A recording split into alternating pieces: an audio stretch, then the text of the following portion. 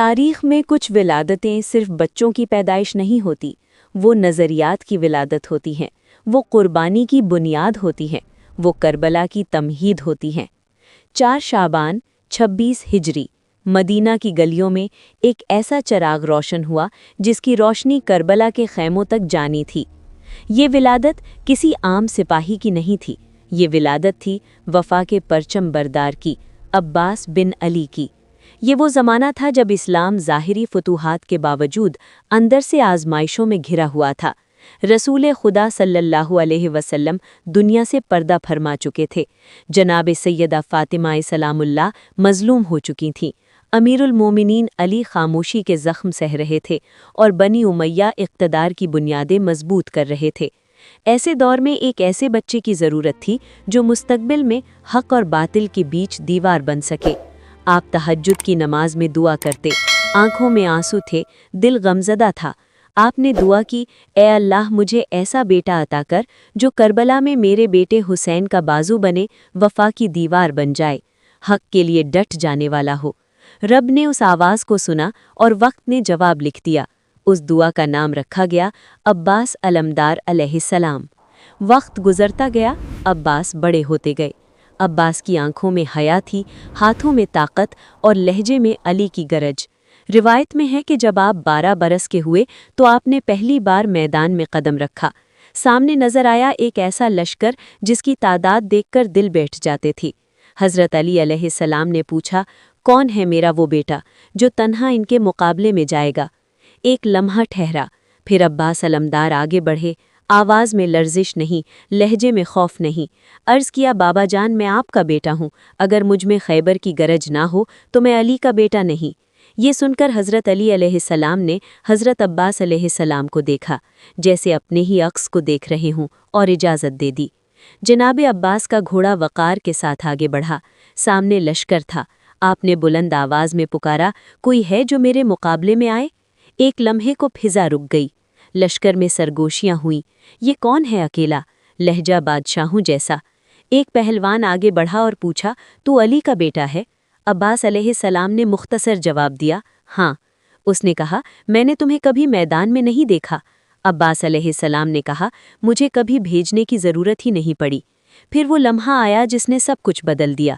عباس علیہ السلام کی جرت نے کسی کو سنبھلنے کا موقع ہی نہ دیا۔ گرد و غبار چھٹا تو یہ حقیقت سب پر عیاں ہو گئی، یہ کوئی عام انسان نہیں بلکہ علی کا بیٹا ہے۔ دشمن لڑکھڑا چکا، یہی وہ عباس تھے جن کی وفا کربلا میں تاریخ بن گئی۔ امام علی صرف باپ نہیں تھے، وہ امام وقت تھے، اور امام مستقبل کو دیکھتا ہے۔ امام علی نے اپنے بھائی جناب عقیل سے فرمایا، مجھے ایسی خاتون چاہیے جو بہادروں کے خاندان سے ہو، تاکہ میرے ہاں ایک ایسا بیٹا پیدا ہو جو حسین کا مددگار بنے۔ جناب عقیل نے قبیلہ کلابیہ کی ایک باوقار، شجاع اور پاکیزہ خاتون کا انتخاب کیا۔ ان کا نام فاطمہ بنت خزام تھا، لیکن اہل بیت کے گھر میں داخل ہو کر انہوں نے خود کہا، مجھے فاطمہ نہ کہو کہ کہیں حسن و حسین ماں فاطمہ کو یاد نہ کرے۔ یہ جملہ اس ماں کے دل کی وسعت دکھاتا ہے۔ ام البنین اپنے بچوں کو پہلے دن سے سکھاتی تھی، تم علی کے بیٹے ہو مگر حسین کے غلام ہو۔ 4 شعبان کی رات مدینہ میں سقوط تھا، مگر علی کے گھر آسمان جھک آیا تھا۔ جب بچہ پیدا ہوا، امام علی نے کانوں میں اذان اور اقامت کہی، چہرے کو دیکھا، آنکھوں میں آنسو آ گئے۔ پوچھا گیا، مولا یہ آنسو کیوں؟ فرمایا، میں اس بچے کے بازو دیکھ رہا ہوں جو فرات کے کنارے کٹ جائیں گے۔ امام علی نے فرمایا، اس کا نام عباس رکھو۔ عباس یعنی شیر جو دشمن پر جھپٹ پڑے۔ یہ نام محض پہچان نہیں تھا، یہ کردار کی پیش گوئی تھا۔ اگرچہ ولادت کے وقت صرف عباس تھے، مگر وقت نے انہیں عطا کیا قمر بنی ہاشم، علمدار، سقا، غازی، باب الحگائج۔ یہ سب القابات بعد میں ملے، مگر بنیاد اسی ولادت میں رکھ دی گئی تھی۔ امام علی وقت کے امام تھے، انہوں نے جناب عباس کو گود میں لیا اور فرمایا، بیٹا تمہاری منزل صرف بہادری نہیں بلکہ اطاعت حسین ہے۔ یہی وجہ ہے کہ عباس کبھی خود کو حسین کے برابر نہ سمجھتے۔ امام حسن مسکرائے، امام حسین نے بچے کو سینے سے لگایا۔ روایات میں آتا ہے کہ حسین نے فرمایا، یہ میرا علمدار ہوگا۔ بی بی زینب نے بچے کو دیکھا اور کہا، یہ ہمارا محافظ ہے۔ یہ ولادت کربلا سے الگ نہیں تھی. جیسے علی کی ولادت کعبے سے جڑی ہے، ویسے ہی عباس کی ولادت پھرات سے جڑی ہے. یہ بچہ پیدا ہی پیاس کے امتحان کے لیے ہوا تھا. عباس کی ولادت ہمیں سکھاتی ہے وفا پیدا کی جا سکتی ہے، اطاعت سکھائی جا سکتی ہے، قربانی نسلوں میں ڈالی جا سکتی ہے. ماں کا کردار تاریخ بدل سکتا ہے. 4 شعبان صرف تاریخ نہیں، یہ دن وفا کی عید ہے. یہ دن علمدار کے آنے کا دن ہے.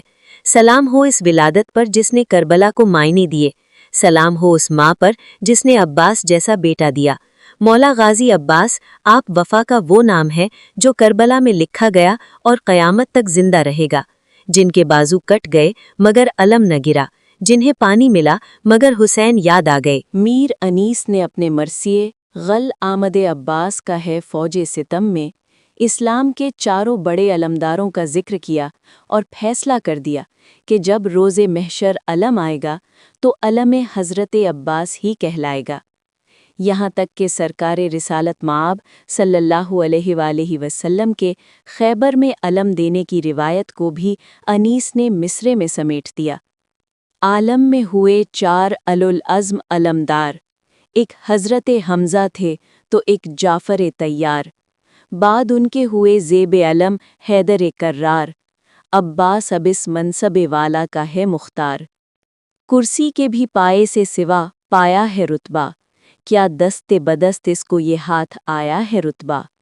یہ وہ ہے علم جس کو پیغمبر نے اٹھایا، کس فخر سے حمزہ سے دلاور نے اٹھایا. ہاتھ آیا شرف جب اسے جعفر نے اٹھایا، وہ اٹھ گئے دنیا سے تو حیدر نے اٹھایا. ہوگا یہ ہما سایہ فگن اب نہ کسی پر، بس خاتمہ ہے حضرت عباس علی پر.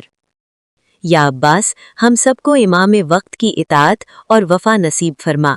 اپنی رائے اور عقیدت کا اظہار کامنٹس میں ضرور کریں. ویڈیو کو لائک اور شیئر کریں تاکہ پیغام وفا عام ہو.